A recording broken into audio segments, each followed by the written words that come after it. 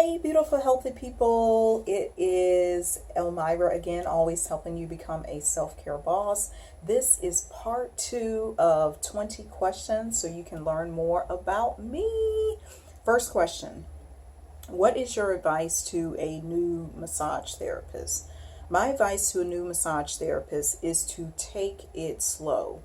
Don't be too hard on yourself with trying to gain clients or wanting to, start a business so quickly, and you want to get 30 clients in 1 week and all of this, and you want to get the job and you want to do this, because I know there's that sense of eagerness and you want to do all of this stuff quickly. My advice is to take it slow. You never want to go on a path that you don't want to be down in 5 years and 10 years. I've been at this for a long time, so I understand what it takes. Take it slow. You don't want to injure your hands. You don't want to injure your body. You don't want to be out there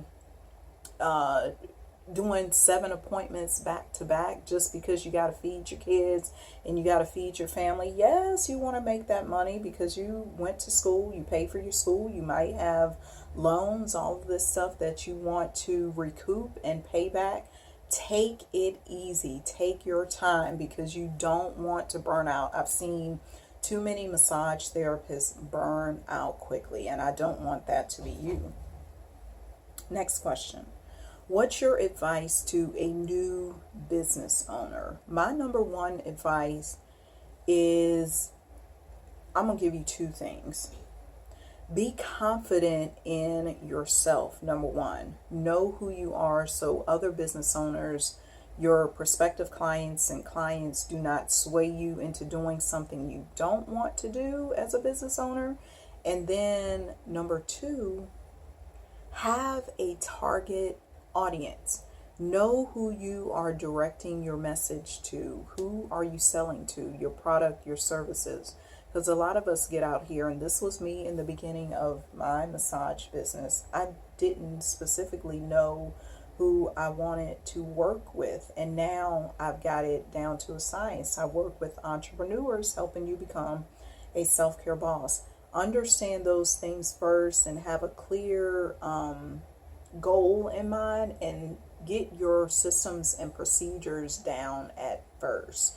That is one of the things that I did. I set up an organizational chart. Even though I'm one, the power of one person still in this business, you have to know what you are doing. You have to know which systems and processes you have in place. How do you do things? If you had to hire an employee, what would you tell them? Do you have an employee handbook? All of those things are critical to starting a business. Where do you live? Currently, I live in Nashville, Tennessee, and my office is in Murfreesboro, Tennessee. That's where I live. Did you always want to be a licensed massage therapist? No. This was actually came up. I decided to become a massage therapist after I had a massage. This was not too soon after I graduated college, and the memory stuck with me about that massage. So I'm like, you know what? I think I'm going to go back to school and do that. And I wanted something more flexible. I wanted something where I directly help people. I was working at a desk job. If you saw part 1, I worked for DoubleTree Hotel in Virginia, and I just wanted something different. I wanted to be out and about and amongst the people, and the ability to set my schedule. And I love the human body. And I learned that I'm a healer by nature. So I didn't always want to be a massage therapist, but I'm definitely glad that I chose it. How long have you been doing massage? This year I've been doing massage for 11 years. Yes, yes, yes. Yeah, it's been a long time. I'm licensed in both Virginia and Tennessee. Been at it for 11 years. What are some of your other talents? Some of my other talents, I write poetry, I sing, I draw, I know how to sew. Actually, I made and designed my high school prom dress. So just different things. And I love to go thrifting. I love live music. I sing, like I said. So I've recorded an album before. Actually had the opportunity to go out to LA as part of the ASCAP conference and things like that, because I released an album as part of a group back in 2008. So, just a little inkling of my other talents. The best book you ever read. This is hard because I've read a lot of books. If you've seen my bookcase, I have like a huge bookcase. But one of the best books that I ever read is Exponential Living by Sherry Riley. I love that book because she points out, part of my philosophy on life, you don't have to just go for the accomplishment, the money goals, the positions, the status. It's all about living and pursuing peace. So she outlines all of these different steps to exponential living, and pursuing peace is the one that I like the most. The book is Exponential Living by Sherry Riley. Best massage success story. I don't know if this is a best one, but it's definitely a good one. I actually had this young lady find me on YouTube. She found my scar tissue massage, and she had recently been in a car accident where her face got all messed up.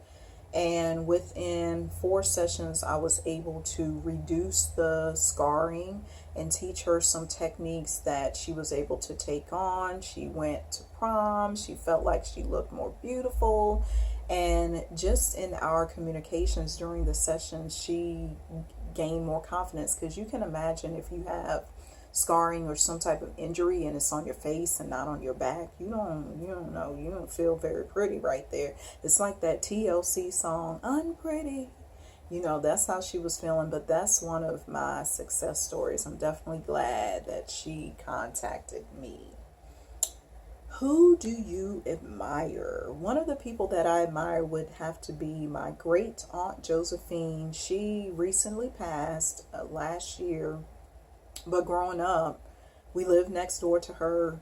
She would take us on trips. And this woman, sharp as a tack. She's just smart. I love how intelligent she is. But she would have us doing like cryptograms in the car. We would help her, because we lived next door to the church too. So we would help her clean the church. And then she would take us on trips. She taught us how to bowl. When we would go over her house, she had Legos. I mean, it's just, she had a library in her house, and she is just funny. And just some other quirky things about her. She was one of